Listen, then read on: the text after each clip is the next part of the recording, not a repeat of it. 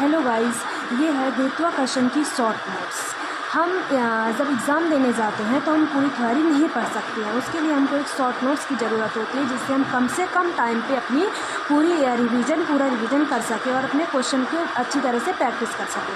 तो उसके लिए हमने खुद ये हमारी हैंड्स रिटन शॉर्ट नोट्स है जो हमने खुद बनाया है, और इसका उपयोग हम पेपर के समय, जब हमारा पेपर आ जाएगा, जैसे कि नीट का पेपर आ जाएगा, उसके समय हम इसको थोड़ा सा पढ़ेंगे जल्दी से, और उसके बाद हम बहुत सारे क्वेश्चन की प्रैक्टिस करेंगे, थ्योरी बिल्कुल नहीं पढ़ेंगे।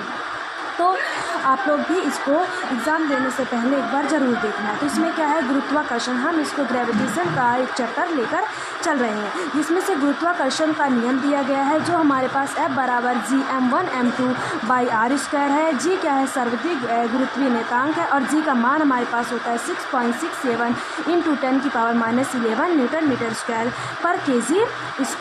फिर उसके बाद आप जानते हो कि पृथ्वी का जो गुरुत्वाकर्षण बल है वो G लगता है, और G का मान कितना होता है हमारे पास 10 होता है, ठीक है ना। चंद्रमा का ये होता है। फिर उसके बाद हमारा मेन पॉइंट ये है कि अगर किसी भी एक द्रव्यमान का कुल पूरा एकदम से पूरा सूत्र, आप पूरी थ्योरी पढ़ने की ज़रूरत नहीं है, पूरी कैलकुलेशन करने की ज़रूरत नहीं, आप पूरा एकदम से फॉर्मूला याद रखो।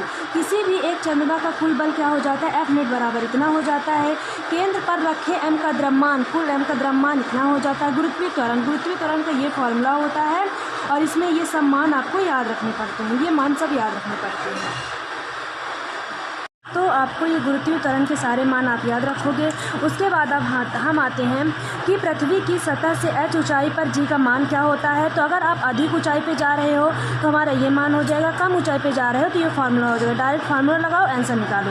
नेक्स्ट है, पृथ्वी की जो सतह की किस ऊंचाई पे G का मान आधा रह जाएगा। तो हमारे पास ये मान है जो √2 - 1 का 1r बराबर h, इस हाइट पे क्या होता है, G का मान आधा हो जाता है। फिर नेक्स्ट हमारे पास आता है, पृथ्वी की सतह से D गहराई पर गुरुत्वीय त्वरण क्या होता है। तो आप गहराई पे ये याद रखोगे।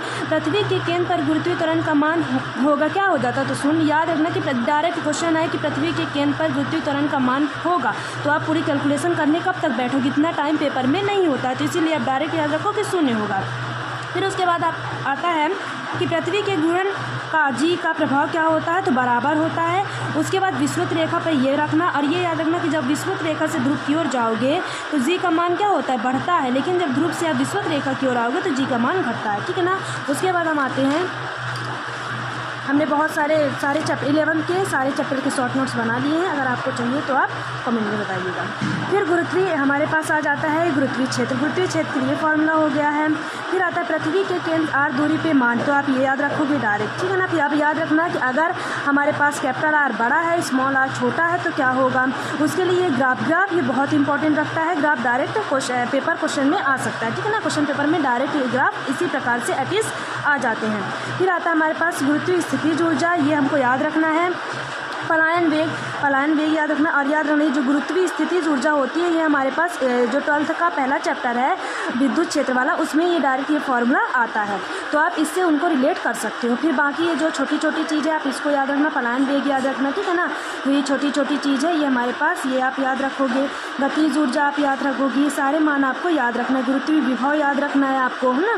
केपलर का नियम आप याद रखना, बस थोड़ी सी थ्योरी देख लेना इसका। द्वितीय नियम याद रखना, बाकी पास आने पर बढ़ेगा, दूर जाने पे घटेगा, याद रखना। और केपलर का तृतीय नियम याद रखना कि T² समानुपाती r³ के होता है, जिसमें से T आपका आवर्तकाल हो जाता है।